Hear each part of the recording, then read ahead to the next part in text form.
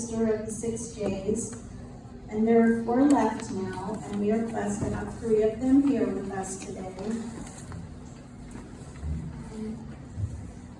Actually, before I go any further, I just wanted to say the lovely musician that was up here, his name is Brent, and he was employed by hospice to come and visit Mom every couple of weeks, and he sang songs to her, and it was the highlight of her last months, really, other than her family coming to visit her. He just, brought her such joy. As I was telling him earlier, it wasn't so much fun in the end when most of the people to come to visit her were poking and prodding at her, but when he would come, he was just bringing her joy, and she would hum along with him. And so anyway, most of the music that he was playing today was songs that she had sort of requested, or songs from the era that she enjoyed. So thank you, Brian, for sharing that.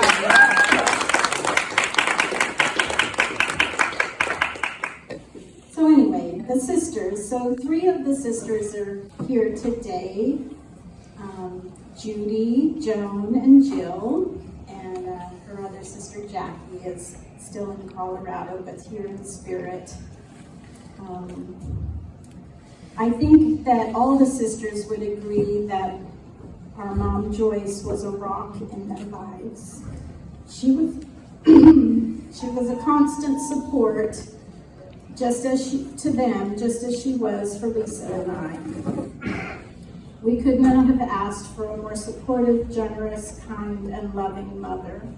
Qualities that Mom expressed, no matter what your relationship to her was, whether it be sister, grandma, great-grandma, daughter, mother-in-law, aunt, wife, friend, and of course mother.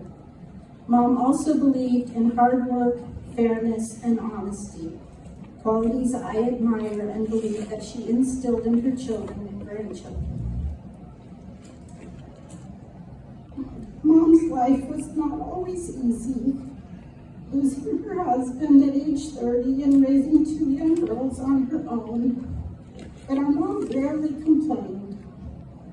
She was strong, capable, and independent, qualities that are consistent among her sisters. I believe that the thing that was most important to our mom was family. She cherished having her family together, and I think that we all cherish the memories that she was instrumental in creating. We will hold on to those memories with great appreciation, fondness, and love. Speaking of memories, we would welcome any of you to share a story or a memory that you have of our mom, or of your sister, your grandma, your friend. And we want you to know that she loved all of you and cared deeply about each and every one of you. If anybody wants to say anything, you're welcome to, and don't feel any pressure. Thank you again for joining us today to honor her. I want to tell you something that her mother wrote about my sister Joyce when Joyce was 2 years old. So it will put a realistic foundation under all of the wonderful things people say. My mother, Joyce's mother, said, she was writing a letter to her grandmother, and her own mother, and she said to her Joyce's grandmother, "Maybe you think I don't have my troubles." And this was in the 1930s, in the middle of the Depression. "I have to take all the girls to the store." And at that point, there were 3 little girls. "I have to take all the girls to the store, Jerry, Joyce, and Joe, with me in the car. When I go in, I leave the motor running and the heater on."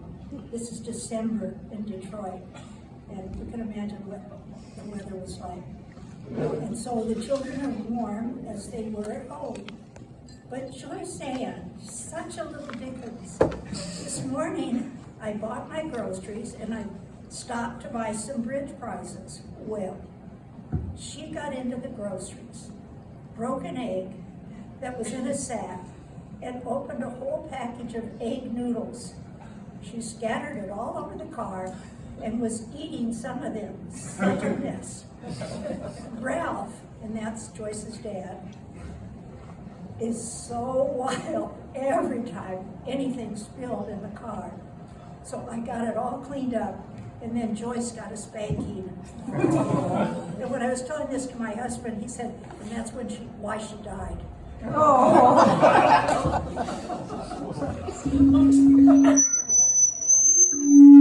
One of Joyce's sisters. Can't hear you. Oh, that was my wife, Joan, who was one of Joyce's sisters. And how I met Joan was, when you're a young guy, you're always on the lookout for girls you might like to know.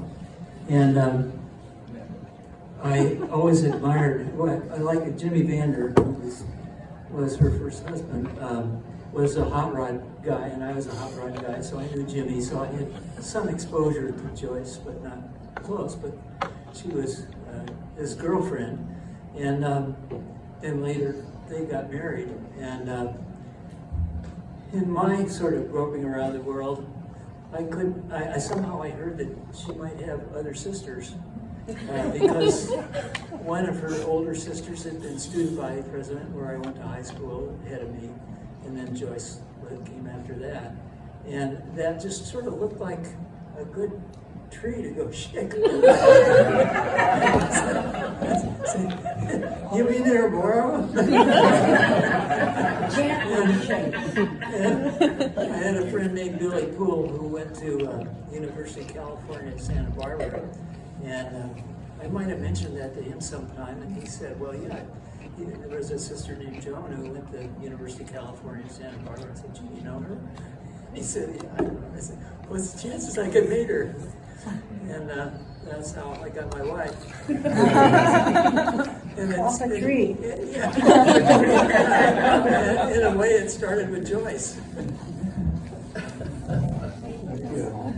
Joyce living in Arcata that I got to go to Disneyland. And I also remember from that Polaroid instant camera, there were pictures of Joyce and Tway's swimming pool with me in a floating chair and my little sister Nancy in a bathing suit in the pool also. So that was all due to Joyce and Tway, those good memories, and the Polaroid instant camera. If you don't know me, I'm Joyce's granddaughter, Hillary, Laura's daughter, and I just kind of wrote a collection of memories about my grandma, so hopefully it's not too long, but I will remember how my grandma swiped her bright pink lipstick on the apples of her cheeks for blush, how juicy ripe and often overripe melon was a staple at breakfast, how her pantry was always well stocked with potato chips, and that the garage freezer guaranteed a decadent selection of ice creams.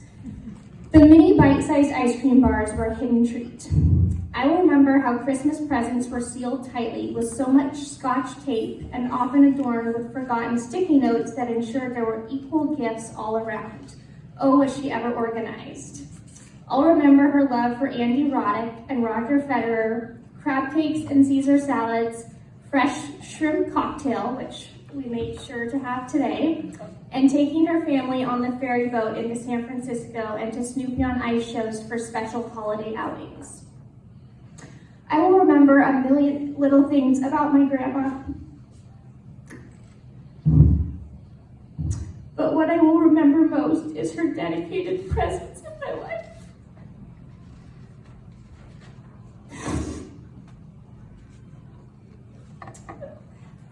You got it, Hillary?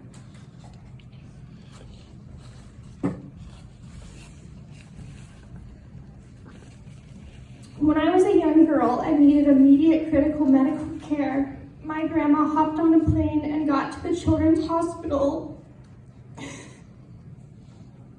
in the Bay Area before my own plane had arrived. She was there during that frightening time at swim meets and dance recitals across Northern California. She was there. For holidays, even when the winter weather was a deterrent and roads were closed, she found an alternative route. She was there. When I was a young adult navigating a new lifestyle as a college student at Sonoma State, I was simultaneously experiencing changing family dynamics back at home. This 2-year period was the first and only time in my life that my grandmother and I lived in close proximity. The memories I have of her during these couple of years may be some of the strongest. She was there when I was at my lowest. She would pick me up from my dorm on campus in her minivan and take me out to dinner, just the two of us. Often, I'd drive over to our home in Oakmont to do laundry, college life, and we'd sit on her bed together as she'd reminisce and tell me Frantz family stories. When I needed comfort and stability, she was there. My grandma would willingly read my college papers and offer inquisitive feedback. I'll always remember sitting with her for hours at Pete's Coffee in Santa Rosa on a sleepy weekend as I interviewed her for a college assignment about her life during the post-war era. I loved learning bits and pieces of my family history. I'll miss opening up my mailbox and seeing greeting cards with her handwriting, and I'll miss the joy in her voice whenever I called.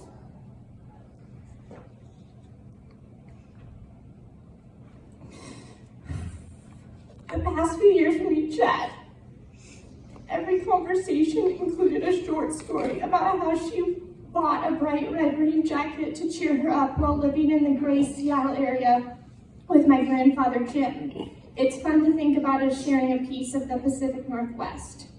I'm really glad that I have a folder in my inbox with over 350 emails that span over a decade between me and her. Whether we were living 30 minutes apart or 3,000 miles apart, she was there. Many of my fondest travel memories, from the beaches of Kauai to the icy glaciers of Alaska and the mountain ridges of the Rocky Mountains, were made possible because of my grandma. The amount of things I could thank my grandma for are endless.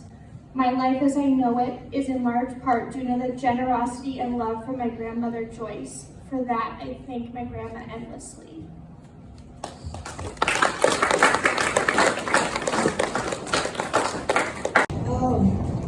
Joyce was the sister I was closest to for all those years. We didn't live that far apart. For a while, she was living in Arcadia. My son and I were living in Temple City, so we were close. But Joyce really was my son's second mother. And her children, Lisa and Laura, were like his sisters. They taught him. I remember Lisa and her earlier husband taught Jimmy how to ride a bicycle, which he'd never done. I know that Joyce would pay if I would take him to Denver and put him on a plane, and he'd go by himself at age 5, and she'd meet him at the airport, and he'd spend weeks with them every summer. It was wonderful. And then I was there.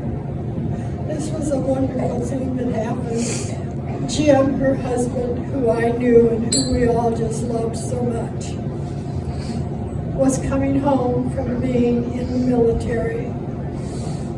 And she was in the house at 225 14th Street, Santa Monica, and I was there too. And we kept looking out the window to see when he might come. And suddenly a car pulled up. It must have been a taxi. And he came out, and Joyce just barreled through the front door, raced out into his arms. And it was just so wonderful, because I knew how happy and grateful she was that he came home. And then, when my first child was only a matter of months old, I got her, and her parents had taken off to go for their 25th, I think, wedding anniversary to Hawaii, so they weren't around. But Joyce called and told me that her husband Jim was in the hospital and that he was very, very ill. And I said, I'll be there soon. And I grabbed my baby and we drove down to Orange County and to the hospital where Jim was and where Joyce was. And I guess I left my baby with someone who took care of her while I went to the hospital to be with Joyce. And I'll never forget that. She was trying to crawl through the glass to get to where he was. She was just going crazy. And I had worked at that time for 2 different medical doctors in different states. And I wasn't afraid to say anything. And I said, we need to get a room where Joyce can lay down, where she can rest. She's losing it here, and she can't do anything about it. And so they found a room, and I took her there, and I rubbed her back. Loved on her. And then we'd go back and look through the window and look at her husband. Those were terribly hard years. But when a time in my life came along that was really hard, and Joyce knew it, she got on a plane and flew to be with me. That's just how close we were. And so I'm wearing a blouse that was hers. She had beautiful clothes, but she was a beautiful woman. And she was such a loving sister. In fact, 10 years ago this year, in 2013, she invited all of her sisters to join her in a cruise of the Mexican Riviera, and the reason was her husband Tway had died early that year in February, I think it was, and she did not want to spend her first Christmas in the house she'd always had Christmas in. And so Jill and I took up her offer, and Jill and I went with Joyce on a cruise of the Mexican Riviera, and it was wonderful. And her friend Marilyn, and I think Marilyn's daughter was here, right? Yes. And another friend of Marilyn's were on the same cruise. And I'd never been on a cruise before and never since. And it was wonderful, and we had a wonderful time. But that's just how Joyce was. She was always thoughtful and considerate. She always cared when I had an issue come up with her. My second husband, after my first husband and I and the father of my children had divorced, there came up a terrible medical issue with him, and within hours she had flown out to be with me. I mean, it was just amazing. So I will always cherish her. I will always appreciate that I had her. I appreciate that I had all my sisters. I think that was very lucky. I can't imagine what it would be like to be an only child, because I had all my sisters. Poor Jackie and Jill, by the time they were getting a little older, most of us had moved out. So different than ours was. But we had great parents. I always had a lot of respect for my father, even though he did a lot of things that were wrong. He did a lot of things that were right. He used to take us on trips and let us choose where we wanted to go. And I remember my mother, who didn't talk too much to us girls like we might be talking to our daughters about things to warn them about or prepare them for, things coming up. Mother didn't do that kind of thing. But I remember one time walking into the kitchen and Mother was ironing in the laundry room, and I said, Mother, I don't know, I might have been 8 or 9 years old, I don't know, because I said, Mama, do you think I'm pretty? And she said, well, you're pretty enough for all normal purposes. Say it again. You're pretty enough for all normal purposes. So then, a matter of years later, my husband and I became missionaries in the South Pacific. We went to the Tongan Islands. And my youngest daughter actually was conceived and born in the Tongan Islands.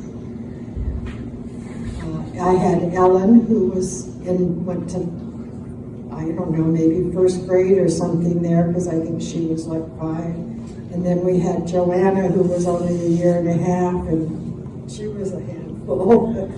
Anyway, and then Mahata came along, and they wanted us to leave the island because you're only supposed to stay a certain number of months. And I said, well, I'm pregnant and I want to give birth to my daughter in Tonga, to whether it's a boy or a girl. And so we got to stay. In the interim, we went on a boat trip to go to other islands that wanted to see us and meet us.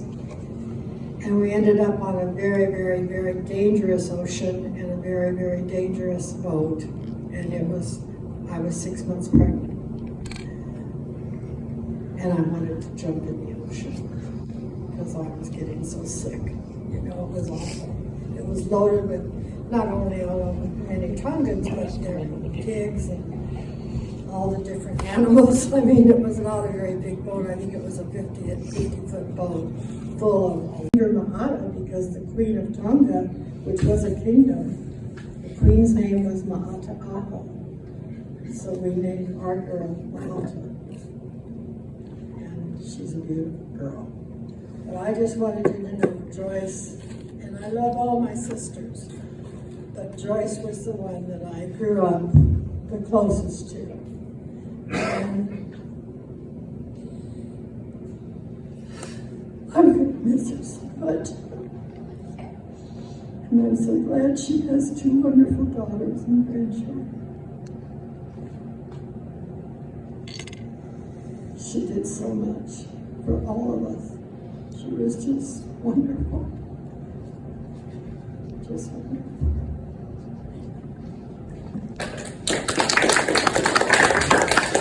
Kind to treat her and her friend to a delicious Thanksgiving dinner. Anyway, I share this because I know that Mom's love was far-reaching. You know, it wasn't just her family, even though her family was such a priority, but it's really heartwarming to hear that my friends, you know, remember her with such fondness as well. 30 years. So been married for 28, and from the very beginning I felt Grandma Joyce, as we used to call her, I did. I felt her love. And I really want to just emphasize that what all of you are saying, I want to just add on to my experience with her, is that I was raised by a very loving mom myself, but I was considered by Mom to be a talker-adder. She would spend, just ask my wife, she would spend long times talking at you about stuff. And with Jima Joyce, it was always a talker with her. And she would enter into conversation and talk, and it didn't matter what the subject was. She was willing to listen and respond in ways that you knew that she was listening. And I just value that so much and feel so blessed to have her in my life for a short period of time, only 30 years.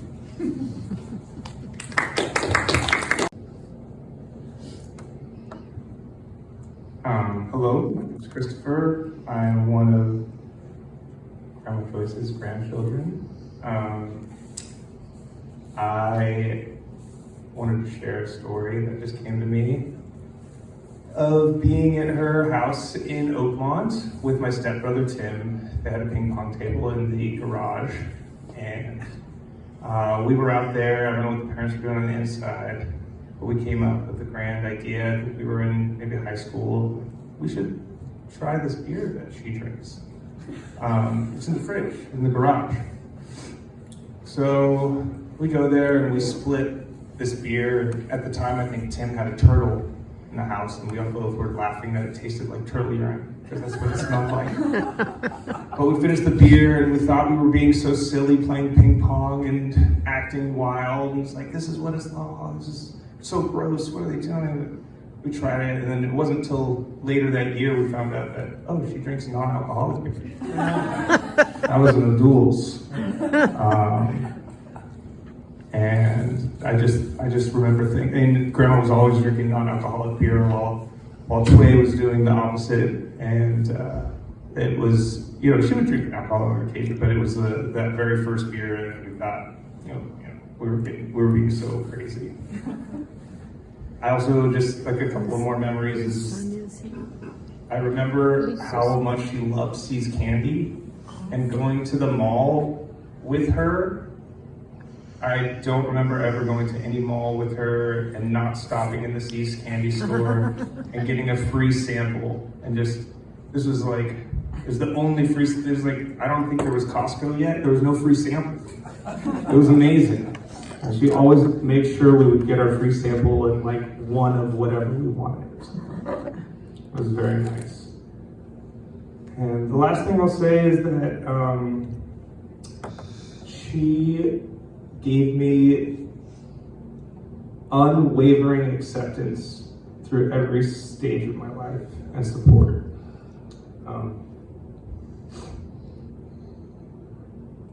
No matter what I looked like, I had every color hair and shape and size, and I wore crazy clothes, and I only shopped at thrift stores for things that didn't fit me right. And any room I walked into, I looked different than anybody else there usually when I was in, especially high school. Listened to weird music, but she never made me feel uncomfortable. And I would look like that going to Outback Steakhouse with them, or wherever we went to eat. We'd go to Coco's, whatever, just like a bunch of people of their age, and then me looking like I did. And she just loved me being there and never made me feel like, never asked me, why do you dress like that? And why do you look like that? Why have you considered looking this way? Or never. And similarly, I think that got instilled into my mom. She always accepted me for whatever I was doing, however I looked, whatever my path was. It's just nice to know that such a good person can produce such a good person, and that's what happened. So I'm very has such an active and present role in your life. As I got older, I realized that that's actually really unique. And I feel incredibly grateful. The memories we have with Grandma are so vast because she was just there for all of us, always. She was consistent. And that is the word, like loving and consistent, non-judgmental. The story that I have, similar to Chris in a sense of, I was 17 years old. I just graduated high school. We were celebrating that we graduated high school all at Tayat Lao, which is a local Chinese restaurant that had a round table, the Lazy Susan. And I was there, my brother was there, my parents were there, Grandma was there, and I was also there with my friend at the time, Jen. Inconsequential. Great, had a great dinner, nothing to say there. Maybe like a month later, Grandma would often take us out to one-on-one Coco's. We went to Olive Garden, her and I, we do this often. She looks at me and she says, "Yeah, Emily, kind of saw the way you were looking at that girl." I said, "What are you talking about, Grandma?" She's like, "Are you a lesbian, Emily?" And at this point, you have to understand, I hadn't come out to anyone. So no one, in my mind, no one knew. And here I am, at this Olive Garden with my grandma, just blatantly asking me, not in like an interrogative way, but in like a, I saw it. I saw you. And, well, I lied to her, so my bad. I did say no, which was, as we now know, a lie. But as a few months later, I ended up coming out to my parents and the rest of the close people in my life. And Jen became my first girlfriend. And Grandma never said anything about that moment, never called me out for lying. She just loved me. It was just not a thing. And I know now, looking back, she wanted to use that time. Because I remember her saying, doesn't matter, it's okay. And it felt okay, and it was okay. And to have the very first person in my life call me out and feel loved and accepted and seen, that was Grandma Joyce.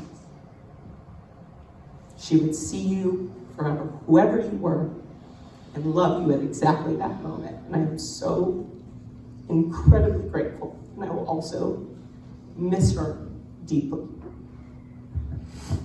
I don't know if I have any new special stories. Joyce and I spent a lot of time together when I was a young woman in high school, and she got me my first job at the stock brokerage. I mean, she always looked out for me as a younger sister, or almost as her daughter. I'm closer in age to her daughters than I was to her. So I hung out with her a lot when I was home. Daphne was 3 years older, so I was home alone for 3 years, and Joyce was living in Santa Monica nearby. I babysit for Laura and Lisa. So we spent a lot of time together through those years where she included me in her life, and then in trade, I'd take care of her kids. But as I mentioned last time we talked about it as sisters, she didn't like other people to think that I was one of her daughters. That offended her. We'd go out to dinner, the four of us, and they'd talk to Joyce like, how are your daughters doing? And she, that one's not my daughter. But she took care, I think she worried about us and our home life, and she just took me under her wing as a young woman. And so, in turn, when she became alone and I was alone, I felt like I returned the favor. I spent a lot of time with her at Oakmont and at the lodge, and as much as I could, helping take care of her, but it's just because I loved being with her. She was the kindest, sweetest, loving sister you could have. And then she was so happy when Gary came into my life. Of course, sometimes she called him Larry, but that was okay. We'd all laugh. But she just get a big smile on her face when knowing that I was going to be happy. I think that made her feel good, knowing that I would have somebody else to take care of me, and she didn't have to worry about me anymore. And your doggie. And my doggie, she loved my doggie. That helped her a lot, I think, at the lodge. So anyway, that's it. Excuse me. I recently just moved into my own house, and I had a few boxes in storage that I recently went through that, I don't know, they lived with my mom for the last 10 years, and she's been cleaning out, and she gave them to me. So there was a weekend not too long ago, thinking of good memories that I have with my aunt, and I had saved all of my aunt's letters to me, and they just meant so much. It's a little bit of stage fright here too, sorry. But they were so special, and I couldn't get rid of them. I still have them. She, I think, Hillary, when you said, you had such a special grandmother, and hearing you guys talk about that, I never had a grandmother, and had lovely aunts, still have lovely aunts, and just always felt so deeply loved by all of them, and still do, and that was something that I don't think I'll ever take for granted. I've always felt very loved by my family. Along with that, there was a pile of letters from my Aunt Jerry, who passed a few years ago as well, and I've kept all of those too, but it was just a very special memory that I had now as an adult, living in my own place and going through my own stuff, and revisiting all the letters that I kept, and just feeling loved. So, I don't think that feeling will ever go away. Joyce and Twig after that. But I just wanted to share that when I have such warm, fond memories of Joyce. I spent a lot of time with Laura and Lisa when I was about 5 years old, 6 years old, those years. And my household was a lot different than their household. My household was very loud and chaotic. So it was just a breath of fresh air to spend time with Joyce and Laura and Lisa. And I just remember those days so warmly. Joyce was such a lovely, warm, loving person to both me and my younger sister. We could talk to her about anything. Our days spending the night there were filled with love and laughter. And there are many memories. I had many conversations with her over the years. When I was in college, when I was driving up the coast, I stopped in and had a lovely heart-to-heart with her. But the one memory I want to share is that she taught us how to eat artichokes. My sister and I had no idea that there was such a vegetable. We'd never seen such a vegetable in our house, and the whole idea that there was a vegetable that you got to scrape with your teeth, and that you could cut up in a certain way and eat hard and put mayonnaise or butter on it, that came from Joyce. And I just remember she was so thrilled to teach us this new thing and bring this new thing into our lives. And that's just one of many memories. But anyway, it's been just wonderful to be here and see people from out of town, meet her sisters, because I couldn't see her in all of your faces. And, Joyce's influence spread far beyond her sisters, her grandchildren. My sister can't be here today. She's far away on a long road trip. Otherwise, she would be here sharing her memories too. But we send our love and our condolences to her whole family.